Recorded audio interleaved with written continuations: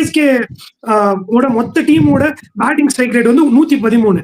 அதுல ராகுல் திரிபாத்தியோட strike rate வந்து 94.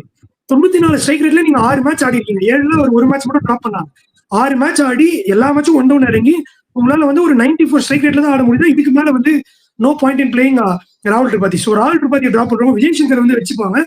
அந்த பிளேஸ்ல வந்து விஜய் சங்கர் வந்து 1-1க்கு ப்ரமோட் பண்ணிட்டு நம்பர் 4ல வந்து தூபே வர வச்சுட்டு வன்ஷ்பேடி நம்பர் 5யோ இல்ல நம்பர் 6யோ அந்த 6 ஹிட்டிங் எபிலிட்டி இருக்க ஒரு பிளேயரை வச்சுக்கலாம். வன்ஷ்பேடியை மட்டும் உள்ள எடுத்துட்டு வருவாங்களோன்னு தோணுது.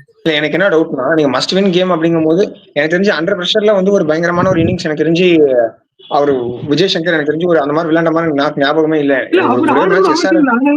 அவரை சுத்தி நல்ல பிளேயர்ஸை வந்து சரௌண்ட் பண்ணி வைக்கணும்.